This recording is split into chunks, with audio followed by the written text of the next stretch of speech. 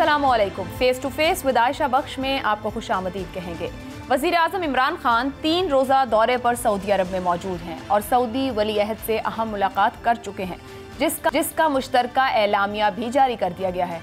इस एलामिया के मुताबिक दो तरफ़ा ताल्लुकात को मजबूत बनाने और ताउन बढ़ाने पर इत्तफाक हुआ है। सऊदी वली अहद ने LOC पर पाकिस्तान और भारतीय अफवाज के रवाबित को सराहा, जबकि खित्ते में अमन व इस्तेहकाम के लिए कश्मीर का तनाज़ा हल करने पर भी इत्तफाक किया गया है। उधर अफगान अमन अमल के तनाजुर में ये दौरा इसलिए भी अहम है कि वज़ीर आज़म से पहले आर्मी चीफ सऊदी अरब पहुंचे थे। गुज़िश्ता कुछ अरसे से बज़ाहिर ठंडे ताल्लुकात में इतनी गर्मजोशी अचानक क्यों और कैसे आई और कितनी देर पा होगी, ये हमारे प्रोग्राम का आज का एक मौजू रहेगा। इसके साथ साथ वज़ीर आज़म के पाकिस्तानी सफ़ीरों से बराह रास्त खिताब और सिफारत खानों की कारकर्दगी पर तनकीद भी प्रोग्राम में डिस्कस करेंगे कि आखिर ऐसा क्या हुआ कि पूरी दुनिया में सिफारतकारी के झंडे गाड़ने वाली वज़ारत ख़ारिजा वज़ीर आज़म की नज़रों में इतनी नीचे चली गई कि हमसाया मुल्क की सिफारतकारी वज़ीर आज़म इमरान खान को बेहतर लगने लगी। इन्हीं मामलात पर गुफ्तगू के लिए जो मेहमान आज प्रोग्राम में हमारे साथ हैं, सीनियर तज्ज़ियाकार अनवर बेग साहब हमारे साथ हैं, शहजाद चौधरी साहब हमारे साथ हैं और PJ मीर साहब हमारे साथ प्रोग्राम का हिस्सा होंगे। आप तीनों का बहुत शुक्रिया और ज़ाहिर सी बात है एक बड़ा वसी तजर्बा रखते हैं आप लोग इन तमाम मामलात को लेकर, जानना चाहेंगे कि पाकिस्तान इन मामलात पर इस वक्त कहाँ खड़ा है। शहजाद चौधरी साहब आपसे आगाज़ कर लेते हैं। 16 निकाती एलामिया पर भी आएंगे, मगर जिस गर्मजोशी का मैं जिक्र इस वक्त करना चाह रही हूँ कि काफ़ी हालात और ताल्लुकात जो थे नाराज़ी तक थे गुज़िश्ता हमने देखा कुछ अरसे में, ये इतनी गर्मजोशी की वजह इन दोनों ममालिक के ताल्लुकात में आपके ख्याल में क्या है? आयशा, मेरी नज़र में इस गर्मजोशी से ज़्यादा जो बड़ी खबर थी वो ये थी कि पाकिस्तान और सऊदी अरब के अंदर जो दूरी वाक़या हुई थी वो एक मेरे ख्याल में एक अजीब एक वाक़या था। गो कि उसकी वजूहात उस वक्त जब ये हुआ, 1.5 साल पहले की बात है, तो उसकी वजूहात कुछ समझ आती थी क्योंकि ख़त्ते की एनवायरनमेंट इस तरीके से थी। प्रेसिडेंट ट्रंप वहाँ पे अमेरिका में मौजूद थे और सऊदी अरब और ईरान के बीच में जिस किस्म का एक महाज़र आई कि एक कैफियत पैदा हो रही थी, पाकिस्तान उससे अपने आप को दूर रखना चाहता था और उसका हिस्सा नहीं बनना चाहता था, ना ही उस खेल का हिस्सा बनना चाहता था जो कि प्रेसिडेंट ट्रंप सऊदी अरेबिया के थ्रू ईरान के ख़िलाफ़ करना चाहते थे या इसराइल को शामिल करके करना चाहते थे, तो उससे दूरी इख्तियार की। अब सऊदी अरब और पाकिस्तान के जिस किस्म के तल्लुकात रहे हैं आज तक, वो इतने बरादराना और इस किस्म के तल्लुकात और इतने दरीना और हमेशा के रहे हैं कि उसमें एक बहुत अच्छे दोस्त, हम तो यूँ कहा करते हैं कि हमारी खारजा पॉलिसी के 2 सतून हैं, एक चीन और एक सऊदी अरेबिया। तो एक सतून जब आपका हट जाता है तो जाहिर है कि आपको उसका नुकसान पहुंचता है एज मुल्क, एज अ स्टेट। तो ये एक लॉस था, हमने उसके बदले में गेन कुछ नहीं किया था। दूसरा, भले आप जितना मर्जी कहते रहें कि ईरान की अपनी अहमियत है, हमारा पड़ोसी है, बिल्कुल ठीक है, या तुर्की उसको कोई सऊदी अरेबिया को उस लिहाज से, जज्बाती लिहाज से, हमारे मजहबी लिहाज से, हमारे माशी लिहाज से दूर करना बहुत मुश्किल है। फिर एक बहुत बड़ी हमारी वहाँ पे आबादी है जो कि काम करके पाकिस्तान को ज़र मुबादला भेजती है। तो ये सारी चीज़ें ज़रूरी थी और ये उनका हट जाना बड़ी खबर थी बनिस्बत इसके इस गर्म। तो आप यूँ समझिए कि इससे फ़ायदे तो जो होंगे सो होंगे, लेकिन जो रिकनेक्ट हुआ मामला या जो रिपेयर हुआ वो भी एक खुशाइंद बात है। लेकिन मैं इससे बड़ी खबर वो कहूँगा जहाँ पर के बदकिस्मती से इन मामले के बीच में दूरी आई। मैं खुद उसमें शामिल था जो कहता था कि ईरान के साथ तल्लुकात, लेकिन उसकी ये वजह नहीं थी कि आप सऊदी अरेबिया की कीमत पे वो तल्लुकात को बेहतर करें। हमें दूर रहना मकसूद था, वो हमने उस तरीके वक्त रहे, लेकिन उसको रिपेयर कर लेना वापस उस शहजाद साहब, आप जिस वक्त की बात कर रहे हैं, अगर थोड़ा पीछे जाएं तो उस वक्त इक्तिसादी तौर पर इस दौरे के ऊपर अभी मैं आऊँ तो माजी में यह हुआ कि सऊदी अरब ने उस वक्त पैसे मांगे, कुछ $3 अरब का तकाजा किया गया था, पाकिस्तान ने चीन से लेकर उस वक्त वापस किए थे। वो पॉइंट भी मामलात के कहीं बिगाड़ या सुलझाव को लेकर उस पर कुछ आप कहेंगे? उससे भी पहले देखिए, जब जो भी हुआ पाकिस्तान और सऊदी अरेबिया के बीच में, मैं उसकी डिटेल में शायद हमें पता भी ना हो कि क्या वजूहात बनी, लेकिन यमन के मामले थे या कुछ और था, या ईरान के साथ जो मामला था उसके अंदर जो एक तरह से तेज़ी आई ईरान के ख़िलाफ़, क्या उसमें वो कोई हम पाकिस्तान से कोई मदद चाहते थे या हमारी जो हम उस वक्त नहीं दे पाते थे? क्या हुआ, मोदी गया, मोदी को उस वहाँ पे सबसे बड़ा अवार्ड दिया गया। ये कहा गया कि पाकिस्तान के जो वहाँ पे हमारे जो लोग काम करते हैं उनको वापस भेज दिया जाएगा। वो ख़तरा पैदा हो गया। उसके बाद फिर 20 अरब का हमारे साथ मुआहदा हुआ, $70 अरब का मुआहदा हिंदुस्तान के साथ कर दिया। अच्छा, ये तमाम पैगामात थे अब ये कि कहाँ तक फॉलो, ना हमारे साथ 20 अरब का फॉलो अप हुआ, ना 70 अरब का मेरे ख्याल में हिंदुस्तान के आज के माहौल में कि फॉलो अप हो सकता है। लेकिन हमें नुकसान बहुत बड़ा था कि हमारी अगर लेबर वहाँ से वापस आ जाती है और वहाँ पे जो अफरादी कुव्वत है वो हम नहीं दे पाते। मेरा ख्याल है कि वो रिकवरी एक बहुत ज़्यादा बड़ी बात है, और वो माशी तौर पर फिर उसके बाद ये चाहे $1 अरब उन्होंने लिया और उसके बाद अब 500 मिलियन वापस कर दिए, लेकिन कहने का मतलब ये हुआ कि ये वो चीज़ें हैं जो कि अगर चलती रहें तो ठीक चलती हैं, और जब खुदा न खास्ता खराबी में आती हैं तो फिर उनका नुकसान ज्यादा हो जाता है। दुरुस्त। अब क्योंकि 16 निकाती एलामिया में सऊदी अरब भी अपने विजन 2030 में पाकिस्तान की तरक्याती तरजीहात को रख रहा है और आप कह रहे हैं कि पाकिस्तान का फायदा। अनवर बेग साहब, इससे पहले कि अफगानिस्तान के मामले की तरफ आए, तो ये जो अब इस वक्त की गर्म जोशी है, योर कॉमेंट, ये मेजबान की जाती जरूरत है, हमें इसका फायदा बहुत है, अमरीकी मुतालबा इसमें है, या ये सबका मिला जुला रुझान कहा जाए? देखें, जैसे वाशिल साहब ने कहा कि पिछले कोई 18 महीने से हमारे ताल्लुकात कुछ ज़्यादा ही ख़राब हो गए थे। इनफैक्ट ये ख़राब हुए जब नवाज शरीफ साहब PMLN की हुकूमत थी, जब आपको याद होगा कि उन्होंने हमसे फोर्सेस मांगी और हमने मना किया, और फिर हम पार्लियामेंट में ले गए और फिर पार्लियामेंट ने मना किया। यानी वहाँ से खराबियाँ शुरू होती चली आ रही हैं और फिर उसके बाद काफ़ी बिगड़ती गई हैं, और कुछ ऐसी गालिबन जो रूमर्स हैं जो हम गालिबन डिस्कस नहीं कर सकते, ऐसी डिमांड्स पेश की गई जो पाकिस्तान या प्रेजेंट PTI गवर्नमेंट नहीं कर सकती थी।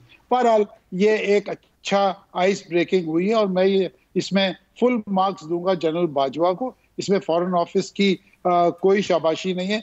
I think the Pakistan military has played background player की हैसियत से इन्होंने काम किया और उन्होंने ये फाउंडेशन ले की कि ये ट्रिप इमरान साहब का हो।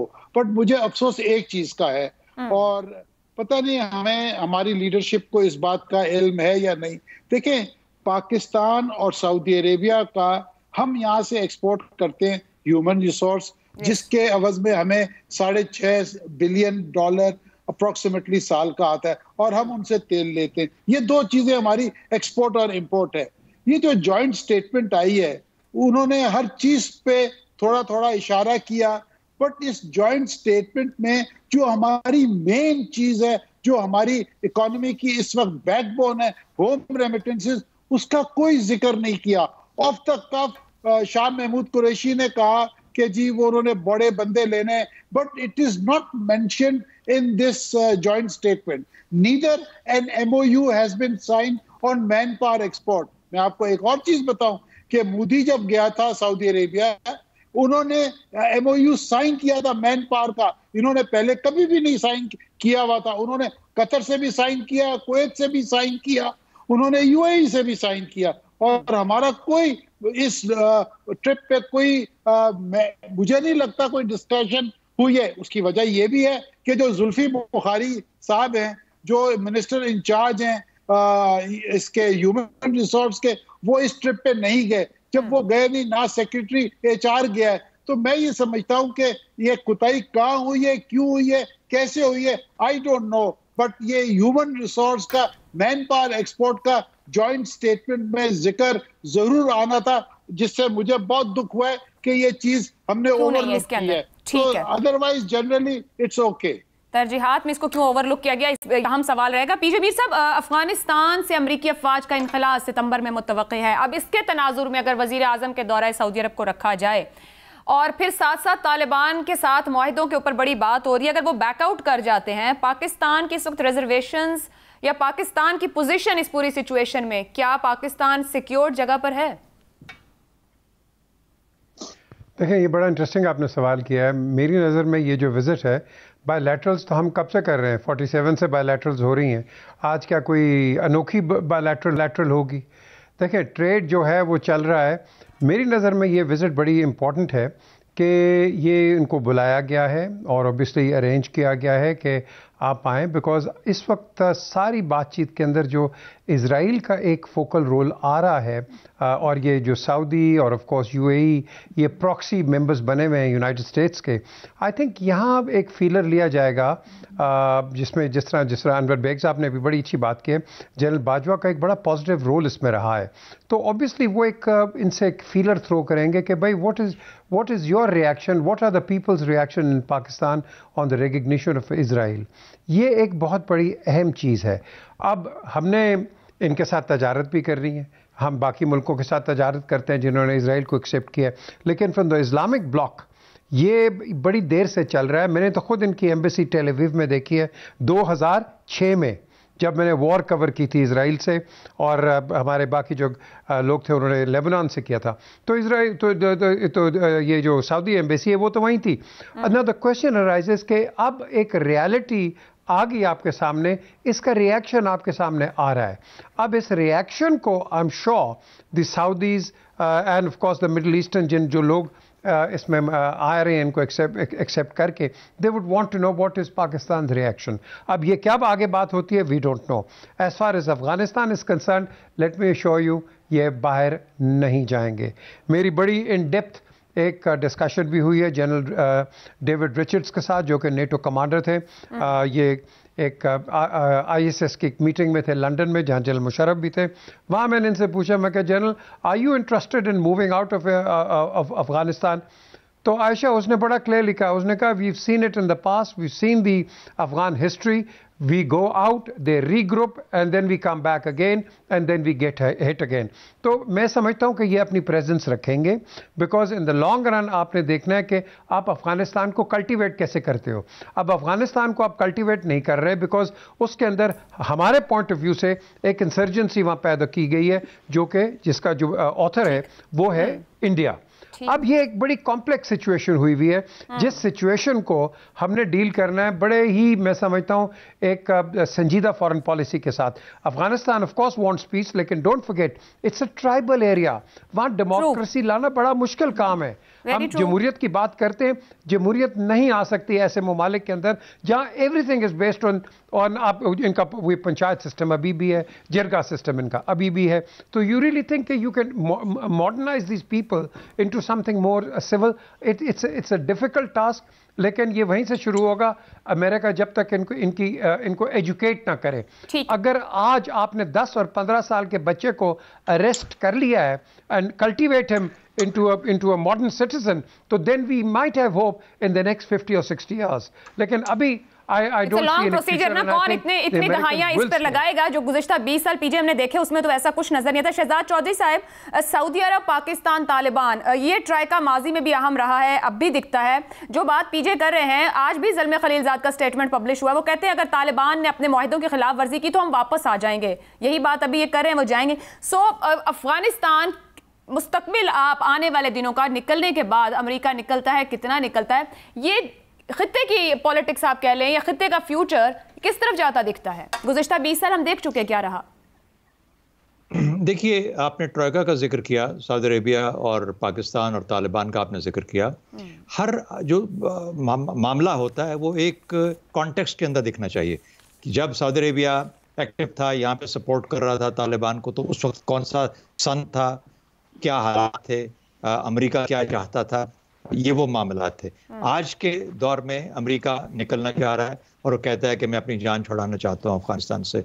अफगानिस्तान का मामला एक फेल्ड वेंचर था और मैं इसमें और अपना पैसा लगाने के लिए तैयार नहीं हूँ। तो बड़ी आज़ादी के साथ और अपने उसके साथ वो क्लैरिटी के साथ ये फैसला कर रहा है। देखिए, जो बाकी स्टेटमेंट से आगे पीछे जो लीडर्स देते हैं, ज़ल्मा खलीलजाद ने कह दिया, तो क्या आपका ख्याल है कि ज़ल्मा खलीलजाद प्रेसिडेंट बाइडेन को ओवरराइड करेगा? वो ये सिर्फ सिग्नलिंग है, ये सिर्फ प्रेशर डालने की टैक्टिक्स हैं, और ये नहीं कि दूसरी तरफ साइड समझती नहीं है, क्योंकि उसमें कोई शक नहीं कि खित्ता एक बहुत मुश्किल वक्त में जाने के दहाने पे खड़ा है। अफगानिस्तान के अंदर इस किस्म का अमेरिका के जाने के बाद जो ही वहाँ पे मामला, कल क्या हुआ, कल वहाँ पे स्कूल में, अब किसने किया? तालिबान ने किया, IS ने किया, तालिबान ने जिम्मेदारी कबूल ही नहीं की इसकी। मैं ये कह रहा हूँ, डील खराब भी कर सकता है। जब इस किस्म के मामलात हो रहे होंगे तो वहां पर आपको क्या पता कि किसके हाथ में को किसका लहू तलाश किया जाएगा। तो मेरा अपना ख्याल ये है कि अफगानिस्तान में आने वाले दिनों में एक बहुत ही गंभीर किस्म की एक सिविल वॉर शुरू होने जा रही है और उसकी शुरुआत हो चुकी और ये होगा और उसके असरात बदकिस्मती से पाकिस्तान पे आएंगे। पाकिस्तान को इस वक्त अफगानिस्तान के मामलात में एक रीजनल हालात के बजाय देखने के अपने आप अपना दिफा जो है वो सबसे पहला होना चाहिए कि हम अपने आप को उस फॉलआउट से जो कि बिल्कुल वाज़ेह है और सामने है कि अफगानिस्तान से होगा कैसे बचा सकते हैं। रेफ्यूजीज आएंगे, रेफ्यूजीज को आपने अगर और ऐड होते हैं कैसे मैनेज करेंगे, करना भी है कि नहीं करना, रोकना है तो कैसे रोकना है। फिर उसके बाद जो टीटीपी टाइप वहाँ पे लोग हैं जो भारत का सरसूख है वो हमारे खिलाफ कैसे काम करेगा, उसको कैसे रोका जा सकता है। तो मेरा ख्याल है इस वक्त अगर पाकिस्तान की जंग के हिसाब से अगर कोई सबसे मुश्किल महाज है तो अफगानिस्तान का है और वहाँ पे वापस फोकस होना चाहिए हमारी तमाम सिक्योरिटी फोर्सेस का। देखिए हमें बहुत लंबे झगड़ों में पड़ने की बजाय कि सऊदी अरेबिया क्या कहता है या अमेरिका क्या चाहता है या ईरान का क्या, हमें वो करना है जिससे हमारी सबसे पहले बचत होगी। उसके बाद फिर हम देखेंगे कि ग्रैंड स्ट्रैटेजी या ऑपरेशनल स्ट्रैटेजी या बाकी लोगों की स्ट्रैटेजी किस तरीके से काम कर रही है।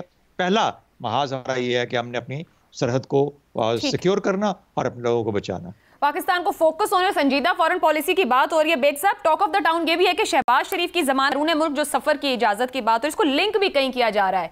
जाहिर बात है हमारे दाखिली मसाइल भी ऐसे हैं और फिर बाज़ वक़्त फैसले भी कहीं बाहर होते हैं पाकिस्तान के दाखिली मामलात और सियासी मामलात को लेकर। आपको लगता है इन अफवाहों में कोई सदाकत है?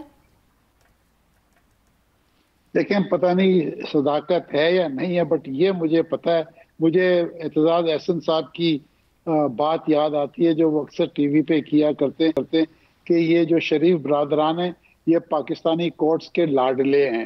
अब देखें, एक दिन जेल में, एक दिन बेल और तीसरे दिन उसको परमिशन मिली और जनाब he was ready and he landed at the airport to depart. वो अलग बात है कि एफआईए ने व्हाटएवर रीजन नहीं जाने दिया, बट कोर्ट्स ये मजाक बन गया है पाकिस्तान के अंदर। वैसे बेग साहब माजरत टोकरी, उसमें एक इंटरेस्टिंग बात ये भी थी कि जो टिकट की खरीदारी है वो 5 तारीख की है, कोर्ट को दरखास्त 6 को दी जाती है और कोर्ट से जो मिलती है इजाजत वो 7 तारीख को मिलती है।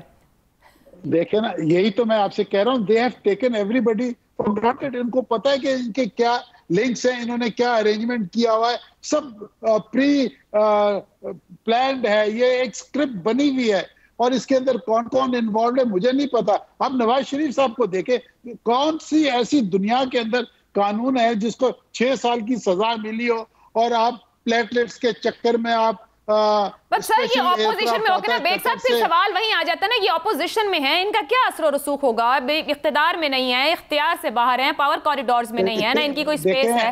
मैं तभी तो दौरे से जोड़ रही हूँ। बीबी आप लगता है आपको भी एक्सपीरियंस की बहुत जरूरत है। ये सब पैसे का खेल है, ये बिजनेसेस हैं, ये कोई पॉलिटिक्स नहीं है। आप ये देखें उनका कितना बिजनेस है गल्फ के अंदर, कतर में, सऊदी अरेबिया में, यूएई में, और सो मच सो यूके के अंदर। यूके वाले, मैंने ये अपनी कानों से सुना है, ये जब नवाज शरीफ साहब, मैंने ये कई दफा टीवी पे मैं कह चुका हूं, let me repeat it again, ये ऑफिशियल विजिट पे इंग्लैंड गए अब नवाज शरीफ साहब, हाउस ऑफ कॉमन्स में उनको इनवाइट किया गया, David Cameron was the prime minister, और उसने अपनी स्पीच में कहा, ये लाइव ब्रॉडकास्ट हो रही थी, उसने ये कहा mister prime minister Nawaz Sharif साहब को एड्रेस करते हुए, we are grateful to you that you are one of the largest investors in the UK. आप अंदाजा कर सकती हैं, उसने ये लाइव ब्रॉडकास्ट में किया, वो लाइव चली, उसके बाद वो खबर ऐसी दबी है कि उसका लोगों ने क्लिप निकालने की कोशिश की, वो क्लिप ही नहीं मिली। बस एक साथ यही तो आपसे पूछना चाह रही थी जो आपने कह के बात मुकम्मल कर दी मेरी खुद। चक्कर है, ठीक हो गया, एक ब्रेक लेते हैं। आप लाइव चक्कर है, माल का चक्कर है। लाइव ब्रॉडकास्ट की बात करें, वज़ीर आज़म के सफीरों से खिताब, क्या नाकामी वज़ीर ख़ारिजा की? इस ब्रेक के बाद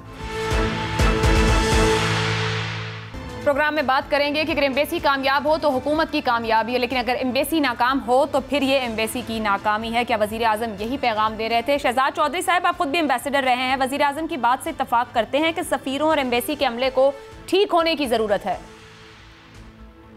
जिस तरह पाकिस्तान के हर दफ्तर और हर बाबू को ठीक होने की ज़रूरत है, मेरा ख्याल है फॉरेन ऑफिस पे भी बिल्कुल इसी तरीके से लागू होता है। देखिए, इसमें क्या शक कि हमारे यहाँ जो फॉरेन ऑफिस है और उसके अंदर जो हमारे एम्बेसडर्स हैं, जो डिप्लोमेट्स हैं, बहुत ही कमाल के डिप्लोमेट्स हमने पैदा किए, इस मुल्क ने पैदा किए, इसमें कोई शक नहीं। लेकिन मेजॉरिटी ऑन ओवरऑल जब आप बात करते हैं तो ये एटीट्यूड्स की जो बात थी, मैं इमरान खान साहब की पूरी तकरीर अपने ये सुफरात थे उनसे नहीं सुन पाया, लेकिन ये जो हिस्से चंद सुने मैंने, कम से कम इनके अंदर मुझे हकीकत जरूर नजर आती है। मेरा ख्याल है एटीट्यूडनली, एटीट्यूड वाइज हम लोग हम अपने आवाम के साथ, अपने आम लोगों के साथ अच्छा बर्ताव नहीं रखते।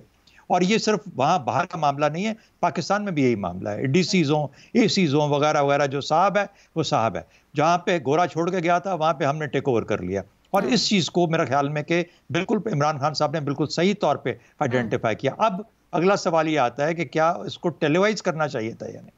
दैट इज़ द पॉइंट जहाँ पर के सोचने की बात है। अगर ये पता था किसी को जो कि ये सारे उनके प्राइम मिनिस्टर की एक्टिविटीज़ को मैनेज करता है कि इस किस्म की गुफ्तगू होगी, उनके जो एडवाइज़र हैं, सॉरी जो उनके असिस्टेंट हैं, उनको पता होना चाहिए था, और स्टाफ ऑफिसर हैं, उनके स्टाफ के जो लोग हैं, अगर उनको पता था तो उनको ये मेक श्योर करना चाहिए था कि ये जो हिस्सा है उसको इन कैमरा कर दिया जाता, और ये जो बाकी हिस्सा है अगर उसमें कोई ऐसी पॉलिसी स्टेटमेंट थी जो देनी थी तो भले उसको पाकिस्तानियों को। ये याद रखें कि जब भी हर साल ईद से पहले तमाम हमारे जो सुफरा जो बाहर हैं उनको इनवाइट करता है फॉरेन ऑफिस, ताकि वो आके वज़ीर आज़म साहब से और अपने सफारत और वज़ारत ख़ारजा में बैठ के अपना उनसे मुलाकातें कर सकें, ईद भी गुजार लें अपने लोगों के साथ। तो ये एक एनुअल एक्टिविटी है। आमतौर पर वज़ीर आज़म जब उसको एड्रेस करते हैं तो एक पॉलिसी स्टेटमेंट होता है, एक एनोडाइन किस्म की, यानी कोई होम्योपैथिक किस्म की स्टेटमेंट होती है कि जी पाकिस्तान का ये फॉरेन पॉलिसी और मैं ये चाहता हूँ कैसे किया, वगैरह वगैरह। माशी हमारा फोकस ज़्यादा होना चाहिए। लेकिन जहाँ पे आप इस किस्म की बात करना चाहते हैं, फिर बेहतर है कि आप इन हाउस करें, इन कैमरा करें, सेपरेटली करें, ताकि उनको अगर किसी किस्म की हद तक महसूस ना हो। इसमें कोई शक नहीं है कि हमारे सुफरा, हमारे सफारत खाने, मैं 2 सफारत खानों में काम कर चुका हूँ, इंग्लैंड में, यूके में और श्रीलंका में, और मैं जानता हूँ कि हमारे सफारतकारों का जो रवैया होता है अपने लोगों के साथ वो कई दफ़ा हद तक अमेज़ होता है। इसलिए मैं इमरान खान साहब के साथ मुकम्मल तौर पे इत्तेफाक करता हूँ कि ये जो उनकी रिक्वायरमेंट है, ये जो उनका डायरेक्शन है वो बिल्कुल सही है। कहने का अंदाज और जगह मुख्तलिफ हो सकती थी, तर्ज़ तकल्लुम और तरीके को बदला जा सकता था। पीजे मीर साहब, आप तवील अरसा बैरून मुल्क रहे हैं, किस तरह के मसाइल का सामना आपको एम्बेसी में करना पड़ा? क्योंकि वज़ीर आज़म साहब को यहाँ तक कहना पड़ गया, मतलब भारत की सफारतकारी से उनमें मिलाना पड़ा कि उनकी तारीफ करनी पड़ी। ये हालात हैं हमारे। देखिए, जो शहजाद साहब ने बात की बिल्कुल वो कहते हैं ना, स्पॉट ऑन इन्होंने बात की है। मैं तो 45 साल बाहर देखा है हर एम्बेसी को पाकिस्तानी कि किस तरह काम करते हैं। Most of them they are most unhelpful, और यही वजह है कि हमारी डिसेंडेंसी बड़ी, वो आप कह लो कि एक रिवोल्ट सा हो जाता है। मैंने एम्बेसियों के, लंदन में पर्टिकुलरली एम्बेसियों के बारे एहतजाज देखा है कि हेल्प नहीं कर रहे, ये नहीं कर रहे। यूएई एम्बेसी की इतनी मेरे पास कंप्लेंट्स आती हैं कि देखें जी ये मदद ही नहीं करते हैं, हमारी सुनते नहीं हैं। बहरीन के अंदर से, कतर के अंदर से, मेरे पास हर किस्म की यहाँ से इनकी रिपोर्ट्स आती हैं जो मैं भेजता रहता हूँ आगे। अब बदकिस्मती सी बात यह है आयशा कि हमारे पास 2 गवर्नमेंट्स चलती हैं, एक चलती है प्राइम मिनिस्टर की और एक चलती है फॉरेन ऑफिस की। फॉरेन ऑफिस कई दफ़ा प्राइम मिनिस्टर की उसको सेक्रेटेरिएट को बताता नहीं है कि वो कर क्या रहा है। मैंने तो विजिट्स पे जाके देखा है कि lastminute.com पे प्राइम मिनिस्टर को पता चलता है, हाँ भी इधर भी एक मीटिंग है, इधर भी है और ये भी है, और ये बताते नहीं है। कई दफ़ा इनकी अपनी हुकूमत होती है। और सबसे बड़ा जो हमारा जो ड्रॉबैक जिस पे प्राइम मिनिस्टर ने निशानदेही की है वो है हमारे कमर्शियल काउंसलर्स। हमारे ये जो कहते हैं ना कि ये फॉरेन रेमिटेंसेस लेके आए, ये कमर्शियल काउंसलर्स लेके आते हैं और किसी का काम नहीं है। अब बात ये है कि ये कमर्शियल काउंसलर्स इनकॉम्पिटेंट लोग हैं जो कि बिल्कुल आपके जो फॉरेन इन्वेस्टर्स हैं उनको ये टैप ही नहीं कर सके। ये 2000 मेरे ख्याल 5 या 6 की बात होगी कि हमारे एक थे कमर्शियल काउंसलर, यहाँ टिडैप के चेयरमैन भी बन गए, इनका नाम I am slipping it. He brought in a lot of Africans and Europeans इस फर्स्ट पाकिस्तान एक्सपो के अंदर। हमें ऐसे लोग चाहिए कि भाई तुम कमर्शियल काउंसलर्स हो, तुम लेके आओ और इनकरेज करो, पाकिस्तान का आईना दिखाओ। हम यहाँ अखबारों में दे देते हैं एक्सपो हो रहा है, और अंदर आ कौन रहा है? आता तो है कोई नहीं। तो हमें इस चीज़ पर ज़्यादा तवज्जो देनी चाहिए। और एक और जो शहजाद साहब ने बात की है, आई थिंक ये जो चीज़ है ये prime minister should have told the foreign minister please get your house in order, because ये शाह महमूद कुरैशी का डोमेन है, and I think it would have been much better. ठीक है, अपनी आप दबा के जो मर्जी आप कहें, you are the prime minister, but आपको नहीं लगता कि फिर शाह महमूद कुरैशी साहब को एड्रेस करना चाहिए था ये अपने फॉरेन ऑफिसर्स को, बजाय वजीर आजम साहब इस तरह का लाइव ब्रॉडकास्ट देते? अपना घर तो उन्होंने इन ऑर्डर करना था। एब्सोल्युटली, आई टोटली एग्री, बिल्कुल आई टोटली एग्री। लेकिन एक और जो पॉइंट शहजाद साहब ने की है, that is worth looking into, कि जो आपका मीडिया मैनेजर है भाई, वो आपका मीडिया मैनेज किस तरह करता है कि हर चीज़ आप कर दो।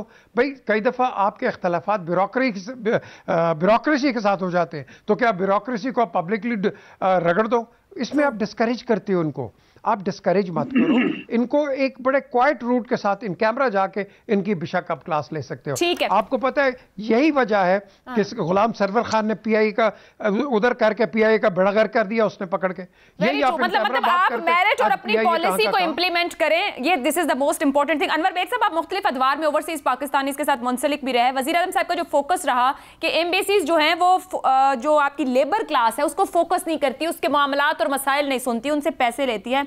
क्या वाकई जो एम्बेसीज हैं उनका बिल्कुल भी फोकस इस मामले पर नहीं है? जो लोग बाहर हैं उनको फैसिलिटेट करना, तो फिर मकसद क्या है इनका?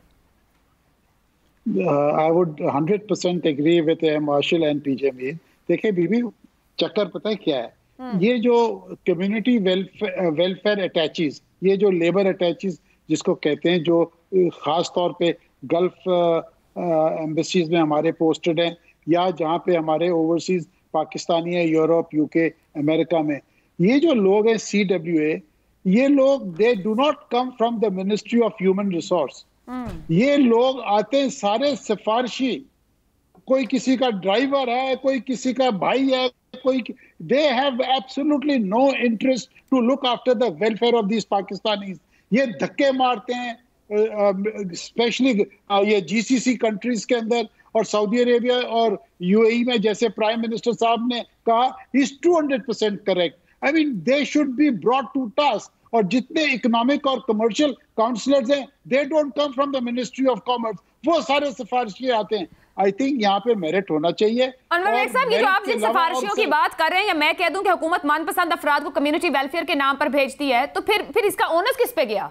फॉरेन ऑफिस तो बाईपास हो गया, अब किस पे डाली जाए जिम्मेदारी अगर इनकॉम्पिटेंट है? देखे ना, ये तो गवर्नमेंट ऑफ द डे का कसूर है ना। ये तो government of the day should ensure कि people who go are from the right department. हाँ, ये बात मैं एग्री करूंगा कि प्राइम मिनिस्टर को ये कॉन्फ्रेंस ओपन नहीं करना चाहिए था, ये इन हाउस करते, और जो एम्बेसीज के यानी कंप्लेंट्स थी, उनके एम्बेसडर्स को यहाँ बुला के उनकी क्लास लेते। एक ब्रेक लेंगे, ब्रेक के बाद गुफ्तगू का सिलसिला आगे बढ़ाएंगे।